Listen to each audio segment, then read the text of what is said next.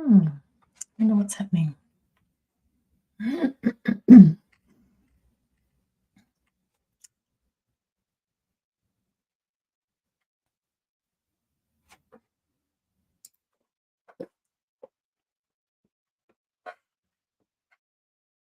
Hello, beautifuls. How are we doing today? It looks like we are live. We are live on 3 different platforms using some new technology, and so I'm just getting my head into it.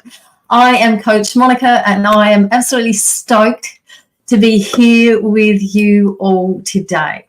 Now, whether you're joining from your comfy couch, in your own office, squeezing this during your lunch break, or perhaps you're hiding in the office bathroom or in an office somewhere. We've all been there. I know I definitely have. I am so glad you have decided to spend the next 30 minutes with me. So get your pen and paper. Let's make every second count, shall we? Have you ever wondered how some women seem to effortlessly climb the leadership ladder whilst you kind of feel like your wheels are spinning? Well, I've been there. I've done that. I've got the t-shirt to prove it. So from being kicked out of schools, went to multiple schools, high schools, to then becoming part of the executive team for a leading tech company. I've seen it all, and today I'm going to share with you some golden nuggets that have helped me to break through and also achieve my dreams. And I'm going to share with you, what am I going to share with you? 9. So 9 hints and well as actions to help you implement. So let's get started with the first one, and that's clarity and focus. Do you ever feel like you're juggling thousands of things but getting nowhere? I get it. The first step is to identify what is truly holding you back. Is it self-doubt, fear of failure, or just plain old procrastination? And that's got other things tapped into it, so just be very mindful of that. And here's the little secret. So what I'd like you to do is, write down your goals, break them down into bite-sized chunks. It's kind of like eating a Tim Tam, if you like Tim Tams, one bite at a time. Let me share a story with you about Sarah. She's one of my amazing clients. When she first came to me, she was all over the place, with her career goals, right? So what we did, we sat down. We wrote them out, broke them into manageable steps. Now she's literally smashing it as a senior manager. She's happier, more focused, and her team is loving her and loves her clarity and her direction. So why don't you take a moment after this video live, take a moment, jot down one big goal that you have. Now think about the smaller steps that you need to actually get there. It might seem simple, but it's actually very powerful to chunk it down. And then remember, lovelies, if you know me, you know I'm going to say this, celebrate, okay? So write down your top 3 goals for the next 6 months. Break each of those goals into smaller actionable steps and work your way through them. So who here has a goal that they're willing to share? Pop in the comments. What steps are you breaking it into? How are you going to achieve it? So number 2, the next up is confidence. The inner critic, my gosh. Or as I like to call it, thanks to my mentor, the itty bitty shitty committee. We've all got one, right? But here's the thing. You can silence her and turn her down. Stand in front of the mirror every morning and give yourself a pep talk. And I mean it. Get weird and cheesy with it. Tell yourself that you are a badass, because you are. Let me tell you about Em. Em is an older client of mine, worked with her a few years ago, and she was literally crippled by self-doubt, constantly second-guessing herself. What we did, we worked on some daily affirmations, positive self-talk, and gradually she started to believe in herself. Now she's leading projects with confidence, and her colleagues and her bosses have noticed a huge change in her attitude. So what can you do? You know, you could, well, I invite you, close your eyes and think about a time when you truly felt powerful, in control, confident, shoulders back, head up. You know, the girls are up and out.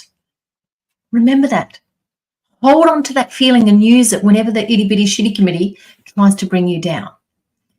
You can create a list of affirmations that resonate with you. You can send me an email, send me a DM, and I can send you some as well that my clients use. I can send you the ones I use. Say them aloud every morning. Now, they say it takes between 7 days and 140 odd days to create a habit. I don't know what yours is, but try saying them aloud every morning for at least the next 30 days. Me, I'm 121 days to create a habit. I've done some of the research behind how I work. So how many of you talk to yourself in the mirror? No? Well, why not give it a go? Give it a try. Let me know how it goes. Right, number 3, let's talk leadership strategies, because this is where you either are, you're aiming to be, or want to get better at. Leadership isn't just about barking orders. It's about inspiring and empowering your team. One strategy I love to call is the 3 C's: communication, consistency, and compassion. Communicate openly, be consistent with your actions. The walk and the talk are critical, and show compassion. Your team will respect you and they will follow you. I remember when I first took on a leadership role, and I honestly thought I had to have all the answers. But I learned very quickly, I'm quite big through burnout as well, that effective leaders ask questions and listen a lot more. By communicating openly with my team, being consistent in my actions, remember, walking the talk, and showing genuine compassion, I built a team that trusted and respected me. Now, I have got people that have worked with me for years that have followed me into different organisations. That's not what you want. So perhaps you can schedule a one-on-one meeting with each of your team members, or people that you want to aspire to be like or are already there. Listen to their concerns. Show genuine interest in their goals, because your job is to help them to be successful. Use storytelling to connect with your team. Share your journey, your struggles, your victories. What that does, it makes you relatable, and it builds trust. It builds your credibility. Number 4, building trust and respect is crucial. It is, well, just think about it. It's the foundation of every relationship and a strong team. Trust isn't given, it's earned. So be transparent with your team. If you make a mistake, own that shit, right? Show that you're human. I know I went through this, and I've got clients that have gone through this. Jess comes to mind and was struggling to get her team on board with a new project. And what we did, we actually worked on her communication skills, encouraged her to be more open and honest with her team. So she shared the vision, admitted when she didn't have all the answers, and more importantly, asked for their input. The change was remarkable. It was on both sides. Her team felt valued and respected. The respect and conversations was reciprocal two-way, and the project was a success. So my lovelies, reflect on a recent mistake and how you handled it. Consider how you can approach a similar situation in the future to build more trust, because you're going to have it. You're going to fail again. You're going to make mistakes. So own it. So have you ever had to earn back trust from someone? How did you go about it? Think about it. Remember it. Reflect on it. Number 5, office politics. We've all been there, haven't we? It shits me to bloody tears, but it's there, right? It can be a real minefield. But here's the thing. You can navigate it without losing your integrity. It is critical for your career growth. It's about being strategic, building alliances, and staying true to your values. Now, when I was working with a tech company, I found myself in the middle of some massive, serious office politics. Now, instead of getting caught up in the drama, I focused on building strong relationships and really staying true to my values. If you don't know your values, send me a DM and I can give you some values work to do. I can tell you now, it wasn't easy, but it paid off. I gained respect from my colleagues, moved up the ladder without compromising who I was, which meant I could look in the mirror and go, okay, I know who I am. People know who I am and they can trust who I am. So I encourage you to identify your key allies in your workplace. Reach out to them. Find ways to support each other's goals. Now, here's a hint. Stay out of the gossip. Focus on your work. Build relationships based on mutual trust and respect. It's not about blowing smoke up somebody's bum. It's not about aligning yourself with somebody that's not right for you. It's about mutual respect. You're going to have people that are going to align themselves with you because of what you can give them and what you can help them achieve. Do not be that person. Number 6. Now here's a biggie. Networking. Connect with like-minded people, like-minded women who are actually on the same journey. Build a support network that actually lifts you up. Join professional groups, attend events, and don't be shy to slide into somebody's DMs. We are literally all in this together. There is enough work out there, roles out there, people out there. With 8.1 billion people on the planet and growing, there are plenty of people out there. So be mindful. Don't be jealous. Don't be competitive. Don't be obstructionist. This is about our collective success. Now, I once reached out to a woman on LinkedIn just because I loved her posts. And what we ended up doing was collaborating on a project that had skyrocketed both our careers. So don't, my lovelies, underestimate the power of a simple connection. Now, you can also, look in my network, see if there's somebody that you'd like me to introduce you to, because that's the power of a network. Networking isn't just about what others can do for you, but it's also about what you can offer for them, right? So I invite you to join a new professional group, attend networking events. In this month, this 6 months, what are you going to do? Introduce yourself to at least 3 new people. And, how many of you actively network? What's one thing, just one thing that you can do this week to expand your network? Number 7, let's talk about the work-life balance. I like to call it integration, but let's stick with balance. We all know it's important, but how many of us actually achieve it? It's about setting boundaries and sticking to them and learning to say no. No, especially when necessary, and you're going to prioritize your self-care. When I first started in my career, I was a classic people pleaser, overworker, constantly burning the midnight oil. It took a toll on my health and my relationships. Now, whilst I still stretch myself, I make sure I set boundaries. I take time for myself, spend quality time with my beautiful husband, Bruce, and my family. Those of you who don't know, my parents live with me, so I have an extended family here. I've got my 2 funny bunnies, Flossie and Minky, and I love spending time with the bunnies. And then I get to spend time with my children and my grandchildren. It's made me a better person, a better leader, but a happier person. So schedule at least 1 hour of me time this week. If you can do it every day, awesome. I'd love for you to do that. If you could gift yourself that would be amazing. But most people take some time to get up to an hour, right? So focus on, your time, whether it's reading, exercise, going for a walk, relaxing. Make it a priority. And here's a little hint for you. Schedule your self-care time just like you would any other important meeting. It's non-negotiable. If you wouldn't break a meeting, you would set up a meeting for somebody and wouldn't break it. Why wouldn't you do that for yourself? Now, number 8. Leadership is a journey, not a destination, my lovelies.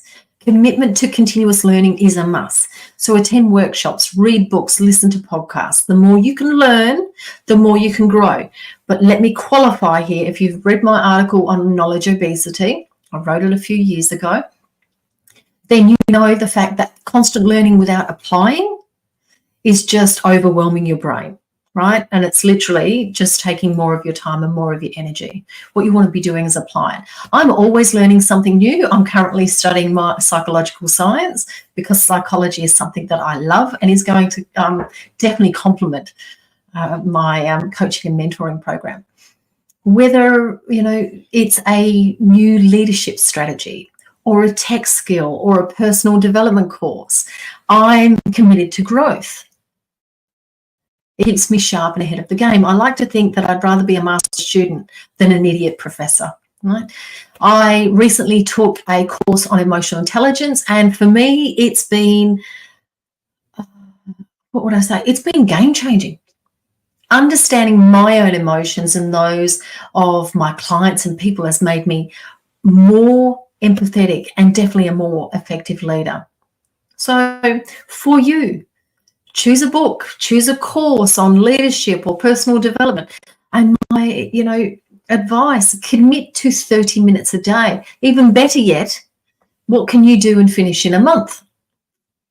So question to you, what's one area you'd like to improve in your leadership skills?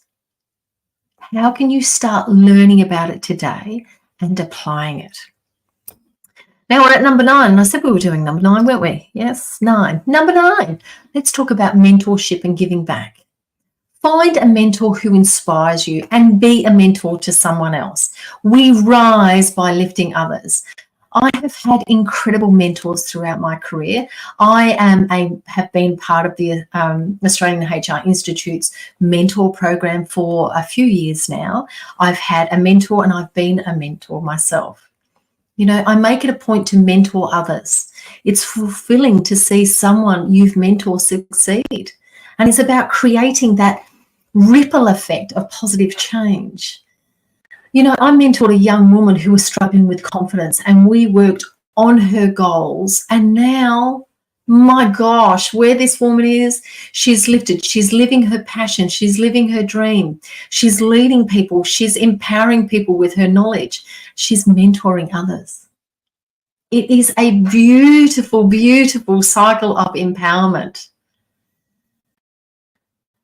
So how about you identify someone in your network who could benefit from your experience? Reach out and offer to mentor them. Now, let me share with you a few personal lessons I've learned along the way. Now, I grew up in Adelaide. My life was a serious roller coaster, right?